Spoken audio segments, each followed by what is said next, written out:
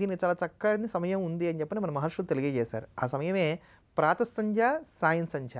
ప్రాతకాలంలో ఉండేటువంటి సంధ్యా సమయంలోనూ, సాయంకాలంలో ఉండేటువంటి సంధ్యా సమయంలోనూ మనస్సు ఏకాగ్రంగా ఉంటుంది. అందుకని అవన్నీ కూడా భగవద్ ఆరాధనకు ఉద్దిష్టం చేయడానికి గల కారణాలు ఇవి. ఆ సమయాల్లో చేసేటువంటి భగవద్ ఆరాధనలన్నీ కూడా సత్ఫలితాలను కలగజేస్తాయి. కనుకనే బాబావారిని కూడా ఆ సమయంలో మనం పూజ చేసుకోవడానికి గాను ఉపకరించేటువంటిదే ఈ సాయం సంధ్యా హారతి. అటువంటి ఆ సాయం సంధ్యా హారతిని మనం అందరం కూడా శ్రవణం చేసి బాబావారి యొక్క అనుగ్రహానికి పాత్రలమవుదాం. सच्चिदानंद सद्गुरु साईनाथ महाराज की जय। भारती साई बाबा सौख्यदाता जीवा चरणार जातली यावादासा विसावा भक्ता विसावा। भारती साई बाबा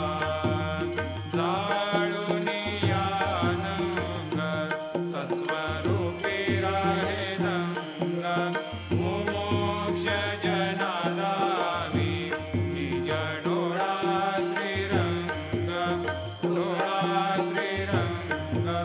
भारती साई बाबा जया मनी जैसा भाव दया तैसा अनुभव। लावी से दया घना ऐसी तुझी माव तुझी माव। भारती साई बाबा तुमचे नाम ध्याता हरे संस्कृती व्यथा। अगाध तव करणी मार्ग दाविसी अनाथा दाविसी अनाथा। भारती साई बाबा कलियुगी अवतार सगुण परब्रह्म साचार। अवतीर्ण झालासे स्वामी दत्त दिगंबर दत्त दिगंबर। भारती साई बाबा आठा दिवसा गुरुवारी भक्त करे देवारे। प्रभु पद पावया भव भय निवारे भय निवारे। भारती साई बाबा माझा निज द्रव्य ठेवा तव चरण रज सेवा। मागणे हेची आता तुम्हा देवाधिदेवा देवाधिदेवा। भारती साई बाबा इच्छिता दिन चातक निर्मल तोया निज सुख। माधवे माधवाय। మనం గత కొద్ది రోజులుగా నారాయణీ స్తోత్రంలో ఉండేటువంటి ఏ శ్లోకాలను పారాయణ చేసినట్లయితే ఎటువంటి ఫలితాలు కలుగుతాయో తెలుసుకుంటున్నాం కదా. ఆ క్రమంలో ఈ రోజున నారాయణీ స్తోత్రంలో ఉండేటువంటి 29వ శ్లోక వైశిష్ట్యాన్ని గురించి తెలుసుకుందాం. ఎందుకు ఇలా ఒక్కొక్క శ్లోకాన్ని గురించి తెలుసుకుంటున్నామంటే ఈ స్తోత్రం అంతా చాలా గొప్పది. ఇందులో మొత్తం 35 శ్లోకాలు ఉన్నాయి. ఈ 35 శ్లోకాల్లో ఒక్కొక్క శ్లోకాన్ని పారాయణ చేయడం వలన ఒక్కొక్క ఫలితం ఉంది.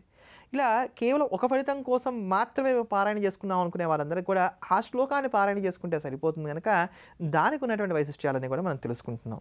ఇందులో పురాకృతం పాపం వ్యాధి రూపేణ పీడిత అని చెప్పినట్లుగా పూర్వజన్మలో చేసుకున్న పాపమే ఈ జన్మలో నన్ను వ్యాధిగా బాధిస్తుంది, రోగంగా పీడిస్తుంది అని. అటువంటి ఆ రోగాలు కలుగుతున్నప్పుడు దీర్ఘకాలికమైన ఎటువంటి అనారోగ్యాలైనా సరే ఉపశమించడానికి, అసలు రోగాలే మన దగ్గరికి సమీపించకుండా ఉండటానికి ఉపకరించేటువంటి శ్లోకం ఏదైతే ఉందో నారాయణ స్తోత్రంలో, ఆ శ్లోకమే 29వ శ్లోకం. ఈ శ్లోకాన్ని చెప్పినటువంటి వారు మహర్షులు కూడా కారు, సాక్షాత్తు దేవతలు. శుంభనిశుంభాసుర సంహారం అయిపోయిన తర్వాత ఆ విజయానికి సంబంధించి అమ్మవారిని స్తోత్రం చేస్తూ దేవతలు చెప్పినటువంటి స్తోత్రమే నారాయణ స్తోత్రం. ఆ నారాయణ స్తోత్రంలో దేవతలు చెప్పినటువంటి శ్లోకం ఈ శ్లోకం. సాక్షాత్తు దేవతలు చెప్పినటువంటి శ్లోకం కనుక ఈ శ్లోకాన్ని మీకు శక్తి మేరకు మీరు ఎప్పుడు ఖాళీ ఉంటే అప్పుడల్లా అలా కూర్చొని మననం చేసుకుంటూ తలుచుకుంటూ ఉన్నట్లయితే కనుక మీకు ఉండేటువంటి అనారోగ్య సమస్యలు ఏవైతే ఉన్నాయో ఇవన్నీ కూడా చాలా చక్కగా తగ్గుముఖం పడతాయి. అనారోగ్యాల నుంచి బయటపడడానికి ఈ శ్లోకం అమృతంలాగా పనిచేస్తుందని చెప్పని అద్భుతంగా చెప్పుకోవచ్చు. అటువంటి భవ్యమైనటువంటి రోగాన్ అశేషాన్ అంటూ సాగేటువంటి ఆ శ్లోకాన్ని మనం అందరం కూడా ఒక్కమారు శ్రవణం చేద్దాం.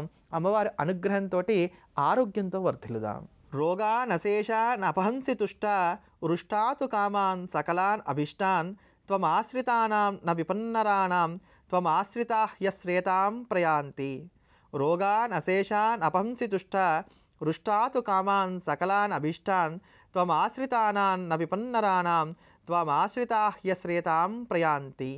ఇది చదవడానికి కొంచెం కష్టంగా ఉంటుంది, కానీ జాగ్రత్తగా చదవగలిగినట్లయితే కనుక శ్వాసను కూడా ఇది అద్భుతంగా నియంత్రిస్తుంది. అంతటి విశేషమైనటువంటి శ్లోకం ఈ శ్లోకం. ఇటువంటి శ్లోకాల సమాహారమై పుట్టగై మనందరికీ నిత్య జీవితంలో కావలసినటువంటి ప్రతి ఒక్క యోగాన్ని భోగాన్ని అనుగ్రహించేటువంటి భవ్యమైనటువంటి ఆ నారాయణీ స్తోత్రాన్ని ఈ శుక్రవార శుభవేళ అష్టమి తిథి కలిసినటువంటి వేళ, అష్టమి సాక్షాత్తు దుర్గా స్వరూపం, ఆ దుర్గా అమ్మవారి యొక్క అనుగ్రహాన్ని మనకు అందించేటువంటి ఆ నారాయణీ స్తోత్రాన్ని మనం అందరం కూడా శ్రవణం చేసి అమ్మవారి యొక్క కరుణా కటాక్షములకు పాత్రలమవుదాం.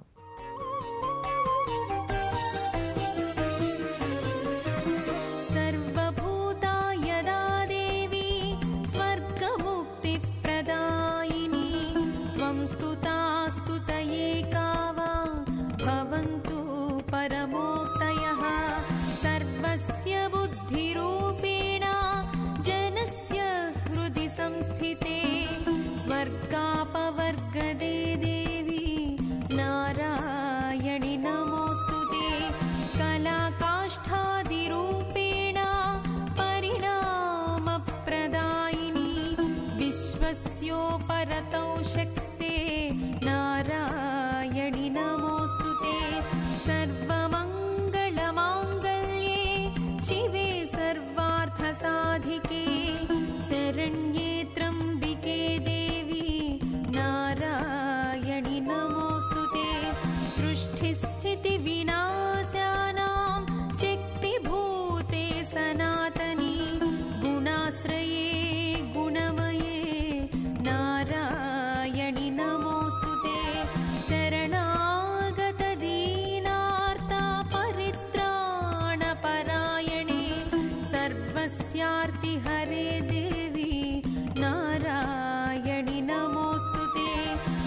हंसयुक्तविमानस्थे ब्रह्माणि रूपधारिणि कौशाम्भक्षरिके देवी नारायणि नमोस्तुते.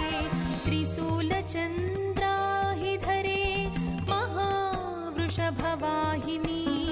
माहेश्वरि स्वरूपेण नारायणि नमोस्तुते. मयूरकुक्कुटप्लुते महाशक्तिधरे नघे कौमारी रूपसंस्थाने नारायणि नमोस्तुते. शङ्खचक्रगदासाङ्गगृहीत परमायुधे प्रसीद वैष्णवी रूपे नारायणि नमोस्तुते. गृहीतोग्रमहाचक्रे दंष्ट्रोद्धृतवसुन्धरे वाराहरूपिणी शिवे नारायणि नमोस्तुते. మనం ప్రతిరోజు కూడా వ్యాపారస్తులు పాటించుకోదగినటువంటి తేలికైనటువంటి పరిహారాల గురించి తెలుసుకుంటున్నాం కదా.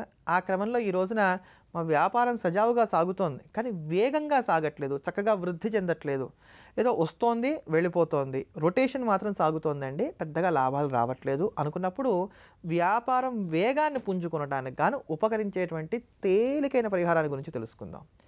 దీనికి ఒక వెండి గిన్నె తీసుకోండి. ఇంత గిన్నె, దీనికి ఇంత సైజు అనేది అయితే మాత్రం ఏం లేదు. ఒక వెండి గిన్నె తీసుకోండి. ఆ వెండి గిన్నె తీసుకొని దాంట్లో నిండుగా ధనియాలు పోయాలి. వెండి గిన్నె తీసుకొని దాంట్లో నిండుగా ధనియాలు పోసి ఆ ధనియాలతో నింపినటువంటి వెండి గిన్నెలో వెండితో ఉన్నటువంటి సాక్షాత్తు లక్ష్మీదేవి యొక్క గణపతి యొక్క విగ్రహాలు పెట్టండి. ఇలా ఇంత విగ్రహాలు మాకు పెట్టడానికి కుదరదు అనుకుంటే లక్ష్మీదేవి వినాయకుడు కలిసి ఉండేటువంటి వెండి డాలర్స్ అమ్ముతారు కదా, ఆ వెండి కాయిన్స్ తీసుకోండి. లక్ష్మీదేవి వినాయకుడు ఇద్దరు కలిసి ఉండేటువంటి డాలర్ తీసుకోండి, వెండిదే అయి ఉండాలి అది కూడా.